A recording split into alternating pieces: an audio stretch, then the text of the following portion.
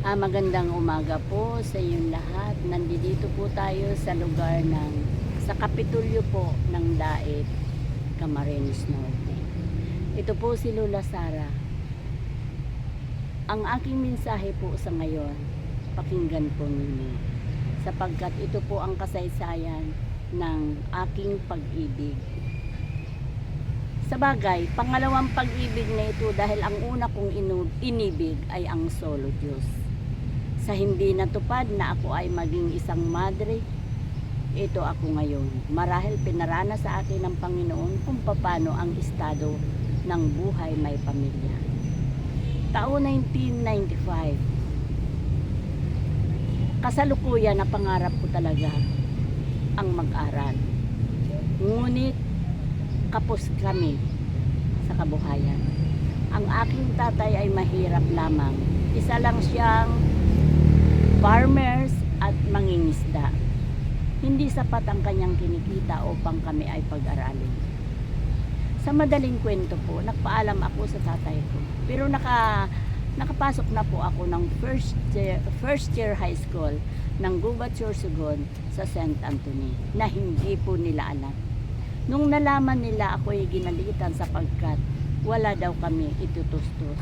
Ako ay nagtampo. Ang sabi ko na lang, Papa, Mama, kung pwede payagan ninyo ako lumuwas ng Maynila.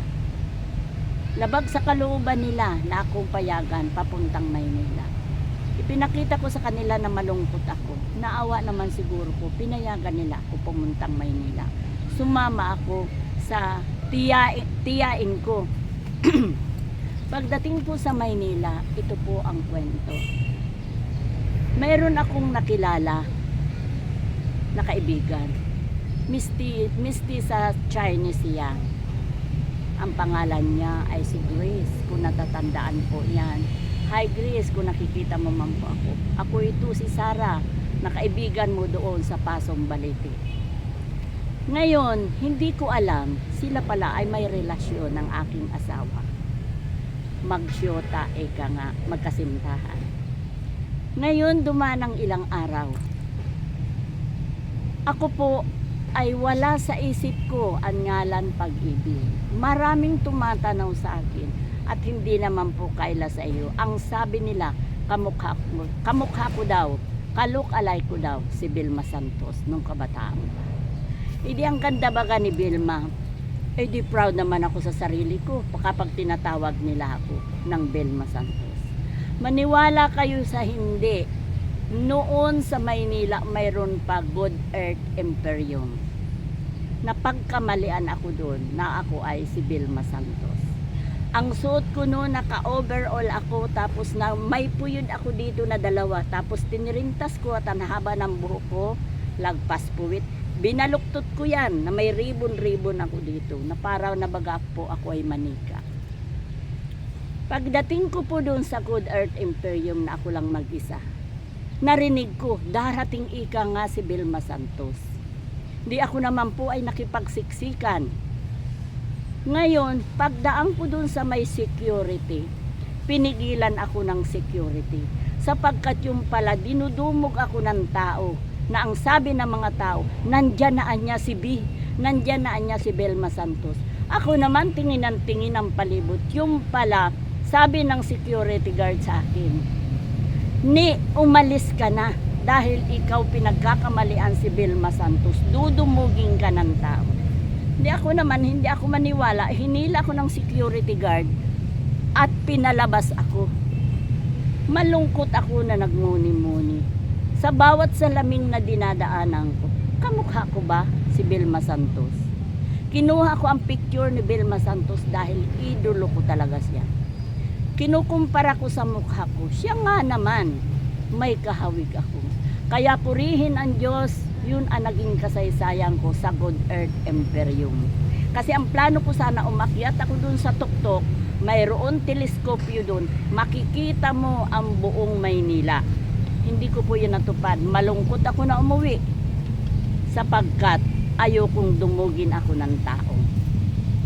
Ang ginawa ko, uwi naman ako dun sa tita ko. Alam po ninyo, ang naging saysay ng buhay ko doon. Nag-aalaga ako sa isang bata na sabihin na natin, abnormal. Wala sa matinong kaisipan sapagkat nag-uungol siya na nakadapa, hindi makasalita, hindi makalakad. 6 years old na. Ang pangalan niya noon ay si Roy. Minahal ko yun na kinakausap ko. Tuwang-tuwa siya sa akin dahil kinakausap ko siya. Pagkatapos, ayaw ako payagan ng tita ko, pero malayo ng tita. Dahil nagustuhan niya ako, dahil ako masunurin, inaalagaan ko ang kanyang anak. Pero po wala ako sahod doon. Yun ang napakalungkot. Nagsiservisyo ako na walang sahod. Ang sabi ng kapatid ko na 3, ang kapatid ko na si George, ang kapatid ko na si Apolinar, at ang kapatid ko na si Manoy Uning, pinakapanganay namin, kapatid ko sama. Makisama daw ako kasi doon po sila tumutuloy. Doon sila nag-aambag ng pagkain, libre na sa bahay. Kaya ako naman nakisama, alang-alang sa kanila. Sa madaling kwento, mayroon pala lihim na nagkakagusto sa akin. Ito na naging asawa ko. Pero hindi ko sukat akalain na kaming dalawa. Dahil may syuta siya. Yung pala, yung syuta niya, ang target talaga niya ay ako. Nagpapahapyaw siya. Pero ang sabi niya, ang akala ko silang dalawa nagkakaunawaan. Ang sabi ko naman, bakit ka ganito? May syuta ka? Bakit ako ang pinoprospect mo? Ngayon, pagdating ng alas 12 ang tanghali, gusto ko umalis. Gusto ko siya takasan. Sa malungkot na paraan, nakaabang na pala siya dun sa labasan.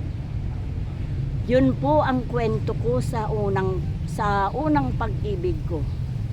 Na kung susubaybayan po ninyo, itutuloy ko sapagkat sa pamamagitan ng damit naming pangkasal, nakakalungkot sapagkat hindi sa Maynila natuloy ang aming kasal.